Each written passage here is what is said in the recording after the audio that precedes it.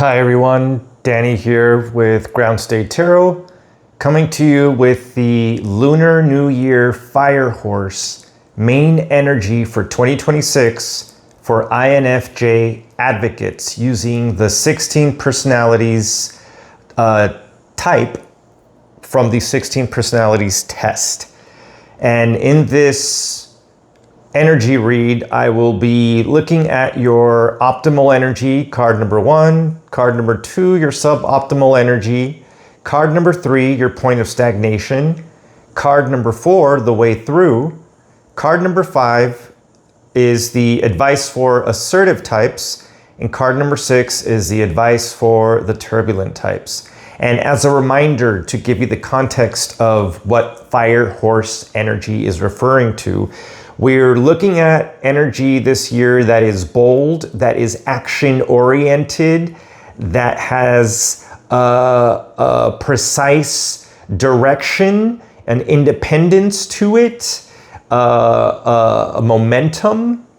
There's a passion even. It can venture into impulsivity and a little chaotic and rebellious. But it's important to know that more than anything this year is a propulsive energy behind it. So keep that in mind.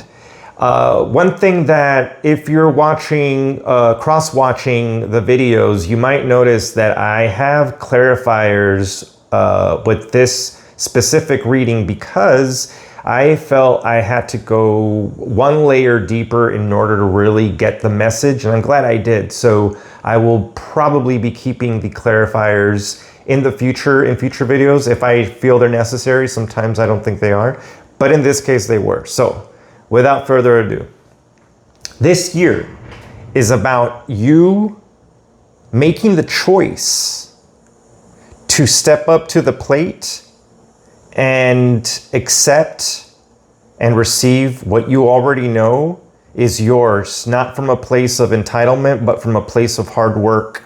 And for those who believe it, divine inheritance, again, based on the hard work that you've put in, right?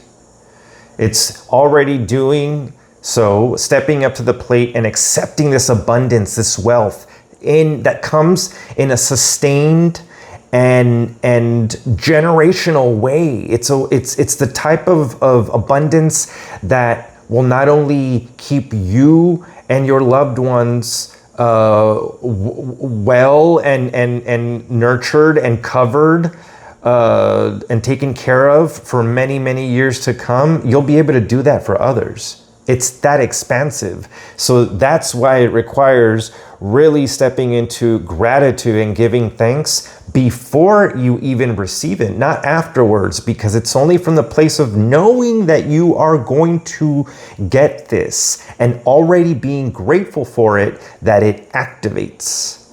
Your point of stagnation this year is not stepping up to the plate, not reviewing your life, not having the ability to self-reflect because you're too stuck in the pain that the past brought on.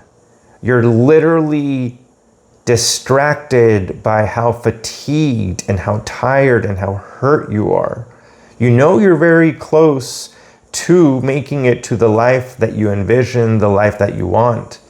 And you do have a sense of gratitude that runs through you because you know you're still standing despite the difficulty of rising up to this awakening that comes with judgment, this rising up to the plate again, the same idea, but doing so from a place of acknowledging any sort of misalignment from the past and moving forward to really allow yourself to let these sort of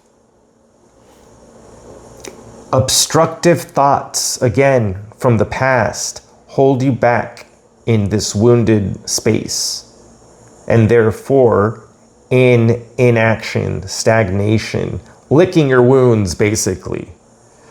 The High Priestess as your point of stagnation with the Queen of Wands is telling me that your ability to draw in this abundance, this life, this wealth in a sustained way, in a grounded, rooted way, it's blocked.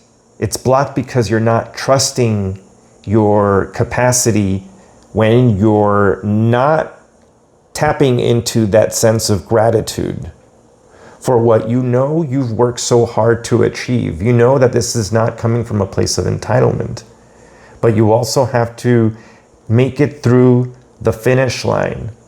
You need to make it from this 9 to the 10 to finally get to the Queen, right? And you need to take that fire, that internal fire, to then, as the way through, instead of becoming defensive and fighting off, it's learning to stand your ground. Sorry, it's kind of there we go. It's learning to stand your ground from a place of protected presence and being able to tap into the celebratory feeling of joy, knowing that your ability to draw this in is protected and you don't have to defend yourself. All you need to do is keep your vibration high enough to hold the higher ground. This person has a higher ground perspective from the people down here with the wands trying to poke it, right? Stay in that higher ground by knowing that you are protected, and therefore you should be grateful because this is indeed coming toward you if you step up to it from a place of inner trust and knowing and a deep, deep, deep faith in your ability to generate this fire once again, despite being tired. The advice for the assertive types is, again, leaning into this idea of connecting to your higher self. For those of you that believe in a higher power, connecting to your higher power, taking this opportunity to give thanks beforehand, knowing that it is already yours and that it is going to be foundational. It is going to be laying down a structure that ushers in a sustained celebration, a sustained sense of celebration and having arrived and having really accomplished a big, big, big sort of major life goal that has been really requiring your full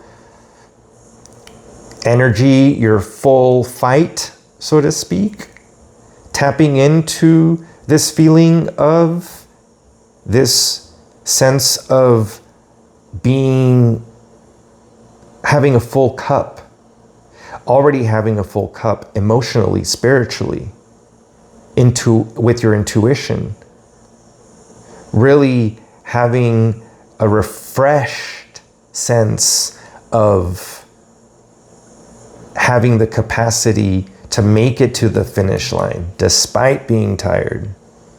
And with the turbulent types, with the 8 of Pentacles and the 10 of Swords, it's telling me that you benefit from mastering your thoughts, mastering the obstructing thoughts, the thoughts that are causing you to sort of stay stuck in the past, the things that hurt you, the things that you feel backstabbed you, really sort of dysregulated your nervous system. If you look, it's right along the spine, and this is air energy, our intellect, our thoughts, our logic, our way of communicating.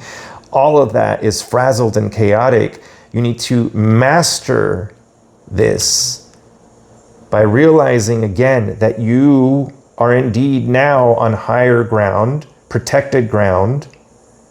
You don't have to stay defending yourself anymore, watching your back. You can just hold the line through gratitude, making that your philosophy through which you live to access this abundance. And with the Emperor on the bottom of the deck, it's really truly about becoming sovereign and the ruler of the kingdom that you've built brick by brick.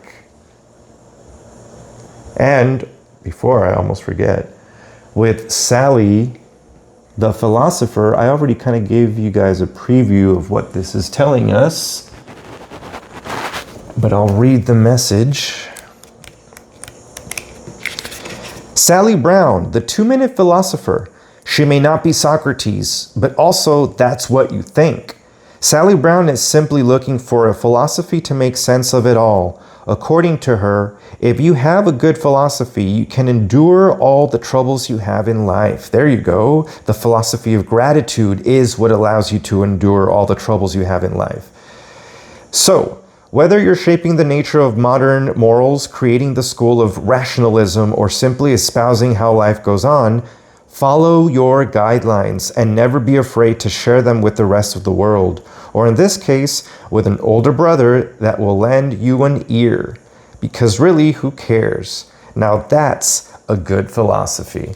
So yes, it's about really making gratitude the philosophy that you live from, and being really embodying it from a place where you express it outwardly, externally, and people see that you aren't just preaching it, but you're walking the talk. So it's time to step up and become, like I said, the emperor of your domain.